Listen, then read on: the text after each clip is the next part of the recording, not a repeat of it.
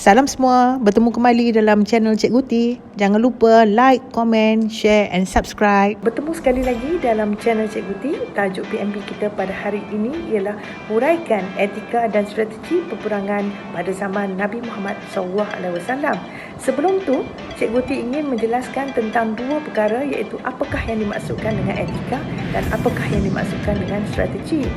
Etika adalah sesuatu yang telah ditetapkan, yang perlu dipatuhi dan tidak boleh berubah. Manakala strategi pula adalah sesuatu yang boleh berubah mengikut kesesuaian seperti tempat, masa dan keadaan. Pada bahagian pendahuluan, kita boleh menyatakan tentang peperangan.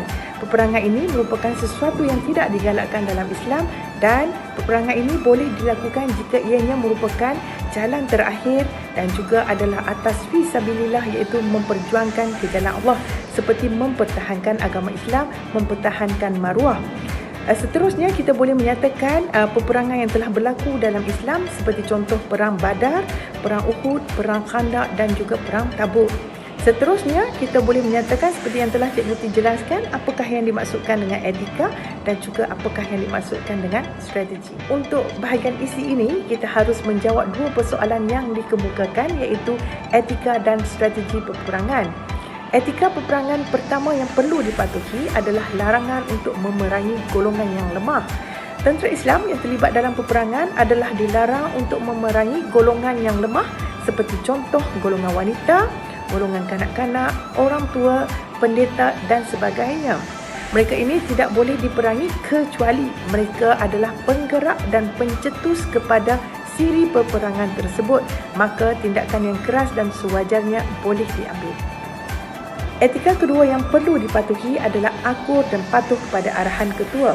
Hal ini demi menjamin kesejahteraan dan mengelakkan berlakunya sesuatu yang tidak diingini. Mereka juga adalah dilarang untuk lari dan meninggalkan medan peperangan. Satu contoh di mana telah berlaku kekalahan di pihak tentera Islam apabila tidak patuh dan akur kepada arahan ketua ialah dalam perang Uhud, di mana tentera Islam telah engkar kepada arahan ketua, iaitu Nabi Muhammad SAW.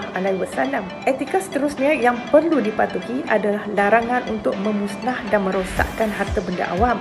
Tentera-tentera Islam yang terlibat dalam peperangan adalah dilarang untuk merosakkan dan memusnahkan kemudahan-kemudahan awam dan juga harta penduduk, kecuali dalam keadaan darurat. Antara perbuatan yang dilarang adalah membakar rumah-rumah penduduk, membakar rumah-rumah ibadat, membakar kebun-kebun. Hal ini kerana ianya bertentangan dengan matlamat asal peperangan itu dilakukan, di samping untuk mengelak berlakunya pembaziran serta menjaga kepentingan awam. Jelaslah menunjukkan bahawa Islam mementingkan kesejahteraan dan menghalang berlakunya peperangan. Etika seterusnya yang perlu dipatuhi adalah memberi layanan yang baik kepada tawanan perang. Tentera Islam dikehendaki untuk melayani tawanan perang dengan baik. Malah tentera Islam adalah dilarang untuk menyiksa dan membunuh musuh sewenang-wenangnya. Etika peperangan dalam Islam jelas menyatakan bahawa orang yang telah menyerah kalah, orang kafir zimmi dan orang yang telah mengikat perjanjian iaitu taat setia kepada pemerintahan Islam adalah dilarang diperangi. Jelaslah menunjukkan bahawa ini adalah merupakan salah satu kaedah dakwah yang telah dianjurkan oleh Nabi. Memberikan tawaran kepada musuh sebelum berperang juga merupakan etika dalam peperangan. Tentera Islam akan menawarkan kepada musuh sama ada mereka memeluk agama Islam ataupun membayar jizyah sebagai tanda kepatuhan kepada pemerintahan Islam. Tetapi jika mereka enggan berbuat demikian, maka mereka boleh diperangi. Untuk menjawab persoalan kedua, iaitu berkaitan dengan strategi, sebagaimana yang telah dijelaskan bahawa strategi ini adalah sesuatu yang boleh berubah, maka antara strategi yang telah digunakan oleh Nabi adalah strategi bertahan. Seperti contoh mereka menggali kubu untuk pertahanan, iaitu dalam perang Al-Khandaq, di mana Salman Al-Farisi telah mengemukakan idea untuk mereka menggali parit sebagai benteng pertahanan. Strategi kedua yang telah dilakukan oleh Nabi adalah strategi mengepung.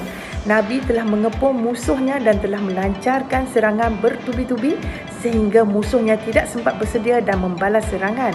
Hal ini telah berlaku dalam perangan Taif, di mana musuh-musuh telah berjaya dikalahkan akibat strategi yang telah dilancarkan oleh Nabi.